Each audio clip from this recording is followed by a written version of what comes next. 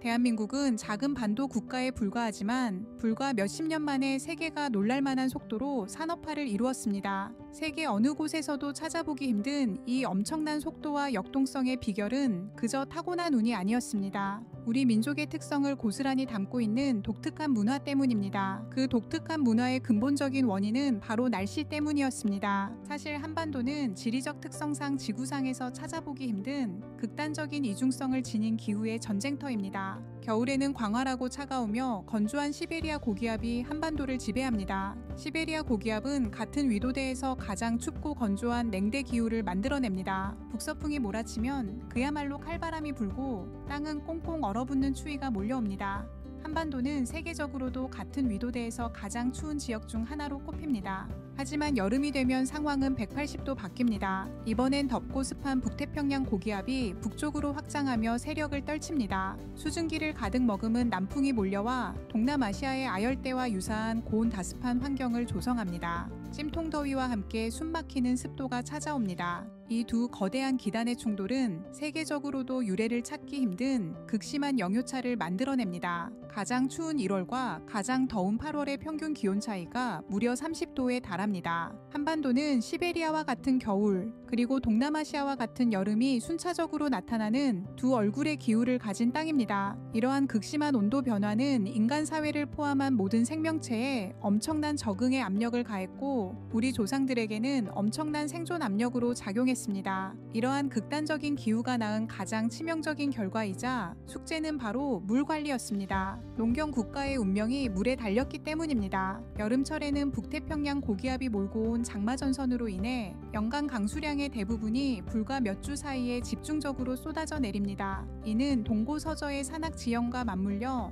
하천의 유량을 급격히 증가시키고 파괴적인 홍수를 빈번하게 일으켰습니다. 반대로 건조한 시베리아 고기압의 영향 아래 있는 겨울과 봄에는 고질적인 가뭄과 물 부족에 시달려 농업용수는 물론 생활용수 확보마저 어렵게 만드는 고질적인 문제였습니다. 이 때문에 물을 다스리는 치수는 고대부터 국가 통치의 핵심 과업이었습니다. 홍수를 막고 수자원을 관리하는 능력은 곧 왕조의 정치적 정통성과 농업 생산의 안정, 그리고 민생과 직결되는 문제였습니다. 물 관리는 단순한 토목 공학의 문제가 아니었습니다. 너무 많거나 너무 적은 물의 위협은 강력하고 중앙 집권적이며 선제적으로 대응하는 통치 체제의 필요성을 낳았고, 이는 집단적 위기 관리에 대한 국가의 강력한 개입을 당연시하는 사회적 기대를 형성했습니다. 그리고 길고 혹독한 겨울과 짧고 강렬한 여름의 조합은 농업 활동이 가능한 시간을 극도로 제한했습니다. 쟁기질과 파종에서부터 김매기와 수확에 이르는 모든 농사일은 극한의 속도와 효율성으로 완수되어야만 했습니다. 시간이 생존을 결정하는 절대적인 요소였습니다.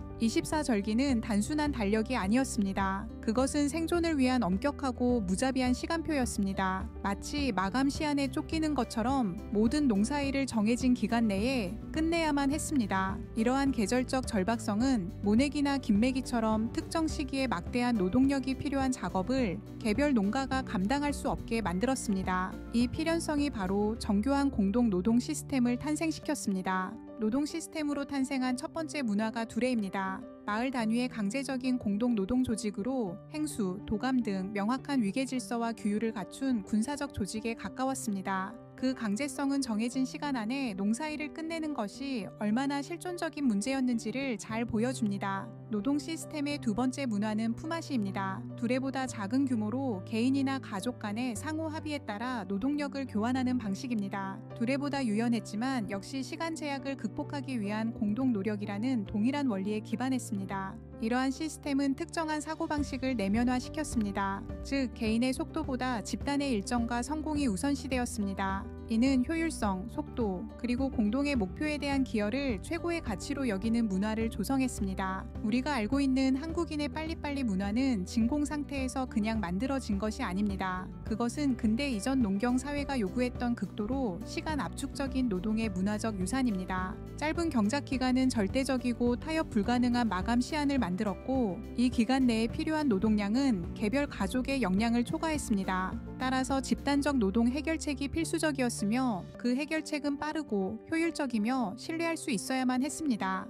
그것은 선의의 행위가 아니라 공동체 생존을 위한 의무적 조건이었습니다. 수백 년간 이어진 이러한 관행은 강렬하고 동기화되며 마감 시간에 쫓기는 노동 문화를 정상적인 것으로 만들었습니다. 속도는 단순한 선호가 아니라 학습된 생존 특성이었던 것입니다. 수백 년간 이어진 시간 압축적이고 고강도의 집단 농업 노동은 근대화와 함께 사라지지 않았습니다. 그것은 속도, 효율성, 그리고 집단적이고 목표 지향적인 하면 된다라는 정신에 대한 강한 성향으로 우리 사회에 깊이 각인된 문화적 특성이 되었습니다. 생존이 위태롭고 좁은 기회의 창을 포착하는 데 의존했던 과거의 맥락에서 모호함과 지연은 치명적인 위협이 되었습니다. 이는 불확실성을 신속하게 해결하려는 심리적 욕구를 키웠고 또다시 즉각적인 결과와 빠른 문제 해결을 추구하는 현대적 모습으로 나타났습니다. 한국 전쟁의 폐허는 과거 농경 사회의 생존 압력을 연상시키는 새로운 국가적 실존 위기를 만들어냈습니다.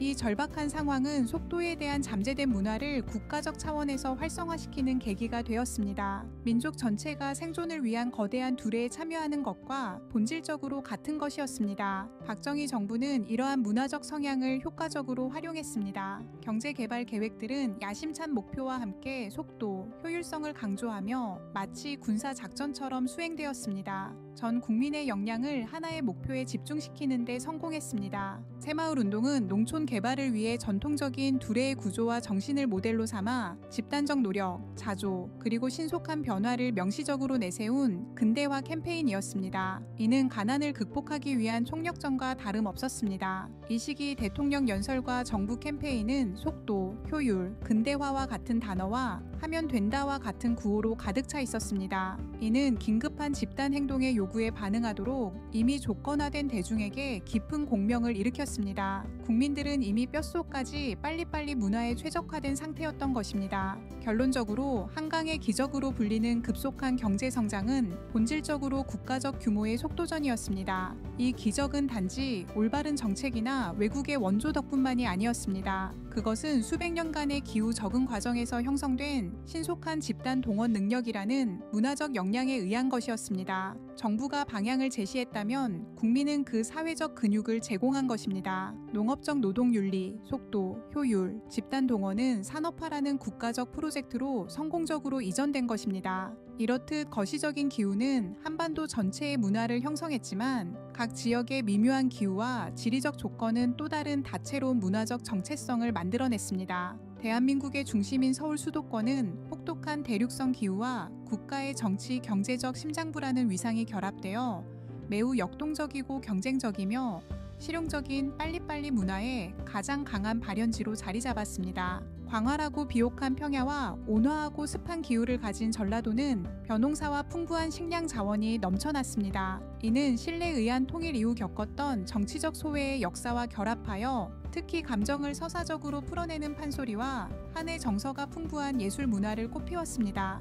평야, 바다, 산에서 나는 풍부한 식재료는 한국에서 가장 화려하고 다채로운 음식 문화를 발전시켰고 호남 사람들은 종종 예술적이고 정서적으로 풍부한 기질로 묘사되었습니다. 평야와 산악 지형이 혼재된 영남 지방은 호남보다 역동적이고 강건하며 직설적인 기질을 보여줍니다. 이는 탈춤과 같이 힘있고 활기찬 민속춤에 반영되어 있으며 승리자였던 신라의 역사적 유산은 강한 지역적 자부심과 보다 적극적인 성격을 가지게 되었습니다. 충청도는 한반도 중앙에 위치하며 상대적으로 온화한 기후와 경쟁 왕국들 사이의 완충지대 역할을 했던 역사는 충청 문화의 특징인 중용, 인내, 그리고 완곡함을 형성했습니다. 이러한 극단성의 부재는 느리고 신중하며 속내를 잘 드러내지 않는 양반이라는 고정관념을 낳았습니다. 험준한 산악지대와 혹독하고 긴 겨울을 가진 강원도의 척박한 땅은 생존을 투쟁으로 만들었습니다. 이는 과묵함, 인내, 그리고 강인함의 문화를 길러냈습니다.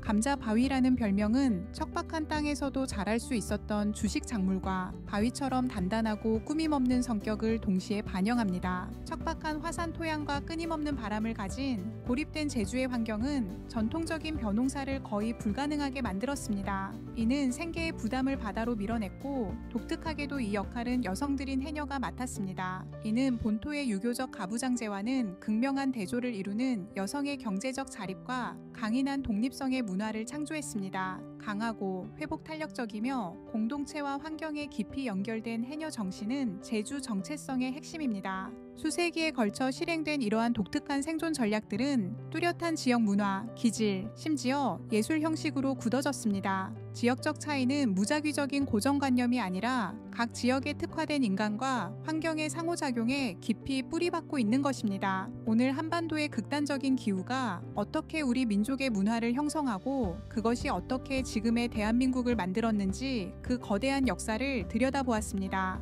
수천 년간 혹독한 자연과 맞서 싸우며 생존하고 번영해온 대한민국의 빨리빨리 문화는 단순히 성급함이나 서두름이 아니라 극한 속에서 길러진 강인한 생존 본능이자 혁신적인 적응의 결과입니다. 우리가 세계를 놀라게 한 근본적인 힘입니다. 이상 도시의 과거, 현재, 미래를 이야기하는 도시연구소였습니다. 만족하셨다면 좋아요와 구독 부탁드립니다. 다음 도시에서 다시 인사드리겠습니다. 시청해 주셔서 감사합니다.